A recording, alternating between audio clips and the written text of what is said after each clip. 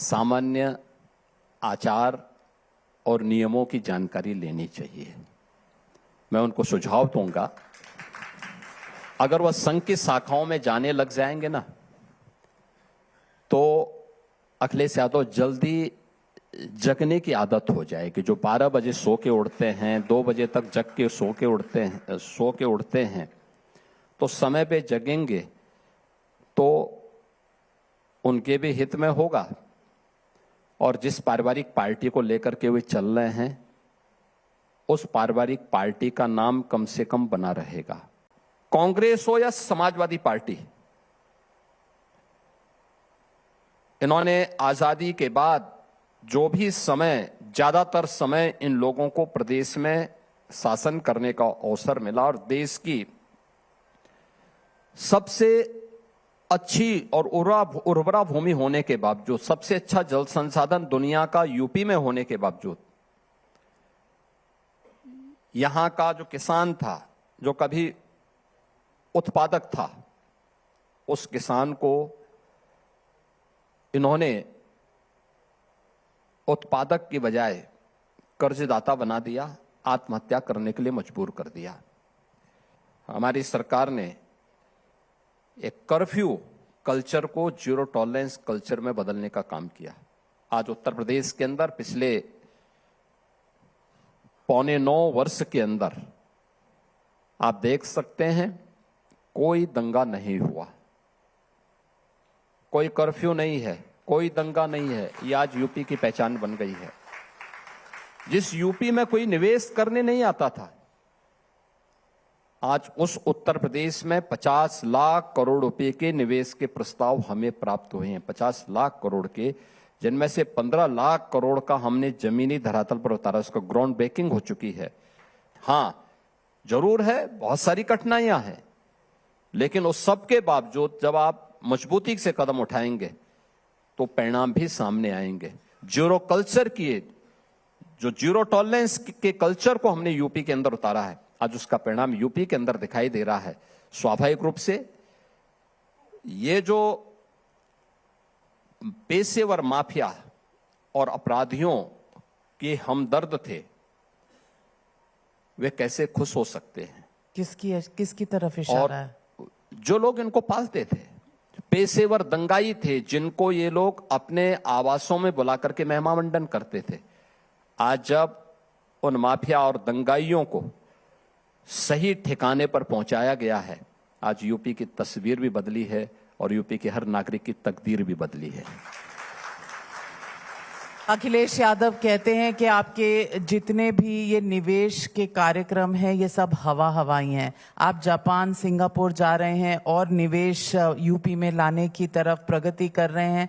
वो कहते हैं कि आप टारगेट बदलते रहते हैं। $1 ट्रिलियन इकोनॉमी आपने बनानी थी 2024 में, फिर 26 में, अब आपने 29 का टारगेट रख दिया है। ये आपकी नोकझोंक आर्थिक पर ही रहती है और भी चीजों पर है? देखिए, नाम का प्रभाव होता है।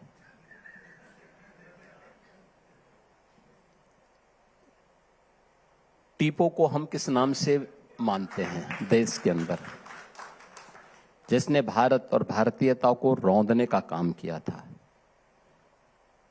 कुछ लोग आज भी उसी मानसिकता के साथ काम करना चाहते हैं।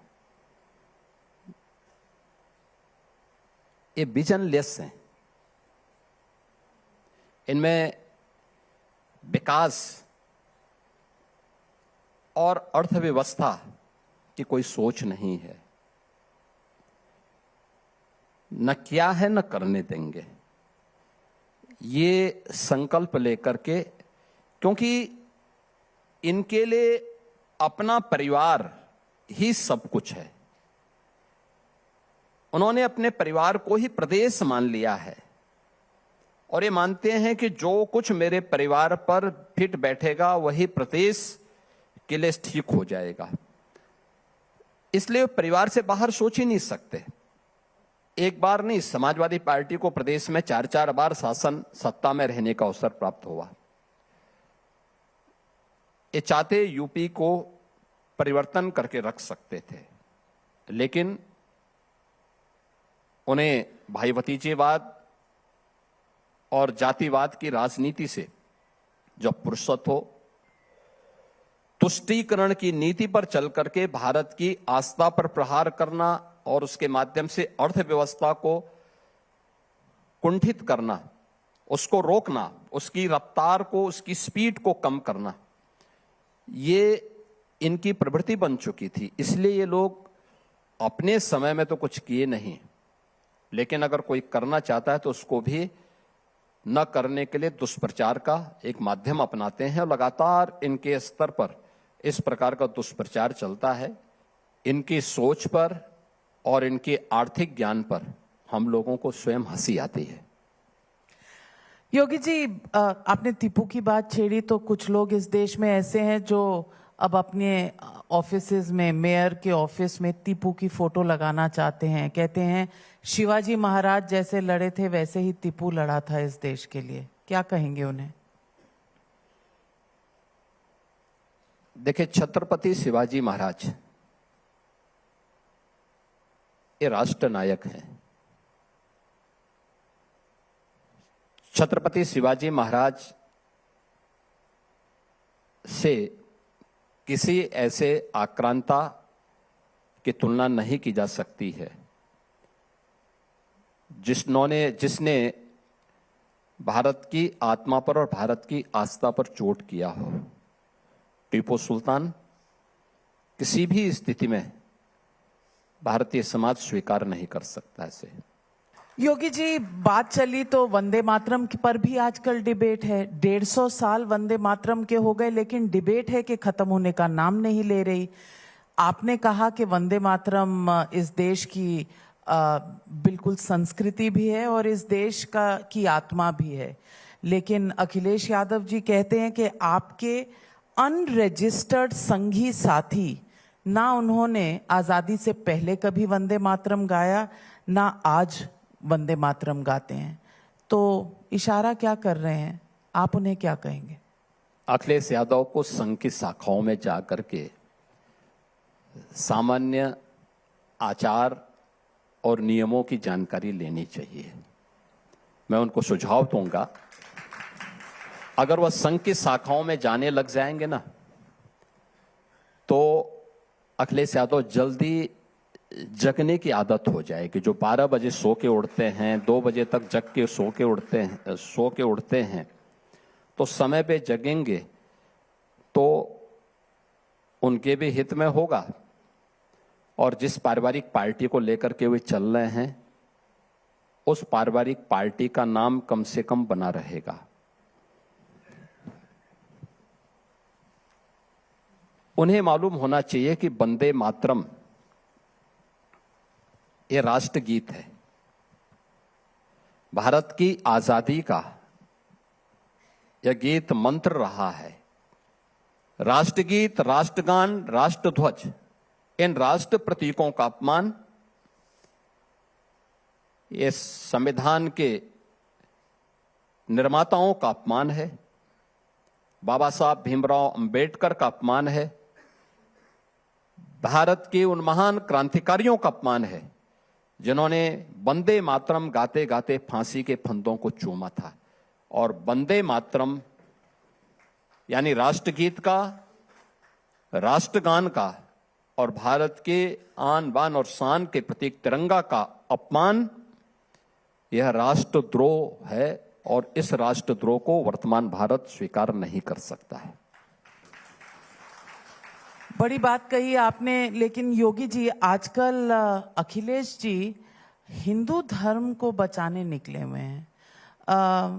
आपको वो योगी जी नहीं कहते, आपके नाम से पुकारते हैं, बिष्ट साहब कहते हैं। आज भी सुबह 2 बार उन्होंने कहा। उसके बाद स्वामी अविमुक्तेश्वरानंद जी के साथ जो हुआ मौन अमावस्या के दिन, उस पर बहुत कुछ आपके साथ कहा सुना के संतों के साथ आप दुर्व्यवहार कर रहे हैं और शंकराचार्य के साथ। ये हिंदू धर्म के रक्षक अखिलेश जी बन गए हैं, ये चेंज कैसे आ गया? ये अच्छी बात है। कम से कम उनको सद्बुद्धि आ रही है और ये एक सही दिशा में, लेकिन ये वास्तव में आस्था नहीं है, ये अवसरवाद है। अभी मुक्तेश्वरानंद का नाम जपते जपते वह कल गाजी की वकालत करने लग जाएगा, आप देखना। क्योंकि ये लोग अवसरवादी हैं। याद करिए ना, जब हम लोगों ने 2017 में बात कही थी कि हम लोग अयोध्या में दीपोत्सव के कार्यक्रम के साथ ही मथुरा, वृंदावन और ब्रज क्षेत्र के विकास की एक कार्य योजना को लेकर के हम आगे बढ़े थे। एक चर्चा आई थी, सामान्य चर्चा आई थी कि मथुरा में या वृंदावन में भगवान कृष्ण की एक ऊंची प्रतिमा की स्थापना होनी चाहिए। इन्होंने घोषणा की थी कि वह सैफई में दुर्योधन की प्रतिमा स्थापित करेंगे। अब आप सोचो उनकी सोच को। हम कृष्ण की बात कर रहे हैं, वे दुर्योधन की बात कर रहे हैं। हम राम की बात करते हैं, वे बाबर की बात करते हैं। हम लोह पुरुष सरदार वल्लभ भाई पटेल की बात करते हैं तो वो जिन्ना की वकालत करते हैं। तो मैं यही कह रहा हूं, ये लोग कर भी रहे हैं, ऐसा नहीं। ये गाजी जो था, सालार मसूद गाजी, ये मोहम्मद गजनवी का भांजा था। सोमनाथ के मंदिर को अपवित्र करने का पाप इसी ने किया था। अयोध्या में राम जन्मभूमि पर पहला आतंकी हमला इसी ने किया था और महाराज सोहेलदेव ने इस पापी को इसकी सजा दी थी। जिस गाजी को उसके पाप की सजा महाराज सोहेलदेव ने दिया, उस महाराज सोहेलदेव का अखिलेश यादव विरोध करते हैं और गाजी को महिमा मंडन करते हैं। हर एक स्तर पर 84 कोस की परिक्रमा को इन्होंने रोका था। एक पर्व ऐसा होता है जो जेल में और थानों में आयोजित होता है, जन्माष्टमी। अखिलेश यादव ने मुख्यमंत्री कालखंड के दौरान जन्माष्टमी को रोक लगा दी थी। कावड़ यात्रा एक ऐसी यात्रा है जिसमें समाज का अंतिम पायदान का व्यक्ति भी हर हर बम बम बोल करके यात्रा में निकलता है, पैदल चलता है, कोई अपेक्षा नहीं होती। इन लोगों ने उस पर भी रोक लगाई। कहा साहब ये बम बम क्यों बोल रहे हैं? अब ये तो उनकी सोच है। हमारी सरकार आई, आज आप देखते होंगे गाजियाबाद से लेकर के हरिद्वार के बीच 4 करोड़ कावड़ यात्री जाते हैं। आप आश्चर्य करेंगे, इन्होंने घंटा, घड़ियाल, शंख बजाने में भी रोक लगा दी थी। हमने कहा भाई एक कावड़ यात्रा है, भगवान शिव की यात्रा है, कोई 100 की यात्रा नहीं है। और शिव की यात्रा धूम धड़ाके के साथ निकलनी चाहिए और राज्य के हेलीकॉप्टर से उन पर पुष्प वर्षा भी करिए। और 4.5 करोड़ की संख्या में कावड़ यात्री निकलते हैं। कोई दंगा नहीं, कोई अराजकता नहीं, कोई अव्यवस्था नहीं। तो कावड़ यात्रा को भी इन्होंने रोका था। ये आस्था की बात करेंगे। पर बड़ी शान से ये कहते हैं कि फैजाबाद, अयोध्या में तो समाजवादी पार्टी जीत गई, बीजेपी हार गई। विधानसभा में फिर हमने उनका जमानत जब्त भी करवाई है। देखिए, गुमराह करके एक बार ये लोग गुमराह भले ही कर सकते हैं। बाबा साहब अंबेडकर की बात वह समाजवादी पार्टी करती है जिसने उनके नाम पर बने हुए सामाजिक न्याय के स्मारकों को नष्ट करने का काम किया था, उनके नाम को हटाने का काम किया था। कन्नौज के medical college, government medical college का नाम बाबा साहब भीमराव अंबेडकर के नाम पे था। अखिलेश जी की सरकार ने उस नाम को हटा दिया। तो उससे पहले कि वह किसी और के नाम पे हो, जनता ने इनको बाहर का रास्ता दिखा दिया। हमारी सरकार आई, हमने फिर से बाबा साहब भीमराव अंबेडकर के नाम से उस मेडिकल कॉलेज का नामकरण किया है। ऐसे सहारनपुर मेडिकल कॉलेज का नाम कांसीराम जी के नाम पे। अरे आपकी बस बहुजन समाज पार्टी से आपकी दुश्मनी रही होगी, लेकिन सामाजिक न्याय के लिए काम करने वाले उन लोगों के प्रति इस प्रकार की नफरत क्यों? गठबंधन भी था, जो भी रहा हो, लेकिन उस सबके बावजूद गठबंधन, उसके बाद मैंने कहा ना, इनके गठबंधन ये अवसरवादी हैं। ये अवसरवाद गठबंधन में ही नहीं दिखता है, ये इनके अंतःकरण में भी दिखता है। और ये अंतःकरण वही है जो ये आज बोल रहे हैं।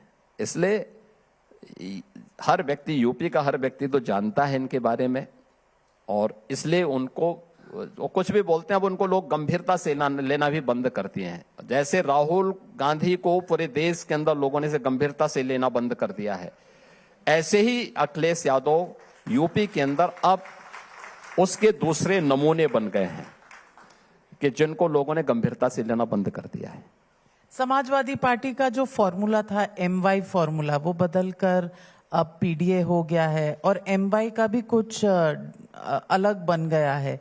मुस्लिम यादव नहीं है, अब महिला और युवा हो गया है। आपको लगता है 2027 की लड़ाई में ये बदलते फॉर्मूलों से फर्क पड़ेगा? यहां का युवा जरूर पूछेगा, जरूर उनसे पूछेगा जब सरकार थी तब क्या किया था। और इनका PDA अवसरवाद का एक दूसरा नमूना है, जिसको आप परिवार डेवलपमेंट अथॉरिटी कह सकते हैं। परिवार, एक परिवार को के विकास के लिए जो अथॉरिटी, अवसरवादी अथॉरिटी ये लोग गठित करेंगे। अखिलेश जी उसके चेयरमैन हो जाएंगे, शिवपाल यादव उसके CEO हो जाएंगे, राम गोपाल यादव उसके वाइस प्रेसिडेंट हो जाएंगे, वाइस चेयरमैन हो जाएंगे। बाकी अन्य लोगों को सबको कहीं ना कोई भाई भतीजे, क्योंकि महाभारत के सारे रिश्ते उनके पास मौजूद हैं, तो ये सभी उनके पास आ जाएंगे। तो ये PDA उसी का नमूना है। देखो ये तो तय है कि ना उनको आना है, जब आना ही नहीं तो करना भी नहीं है, इसलिए कुछ भी घोषणाएं कर लो। आपको याद होगा टाइम्स नाउ नवभारत जब लॉन्च हुआ था, तो पिछला चुनाव जब आपका 2022 का हो रहा था, तो आपने कहा था, जब मैंने सवाल पूछा था कि चुनाव में क्या होगा, आपने कहा पहले कभी नहीं हुआ लेकिन मैं आऊंगा ना।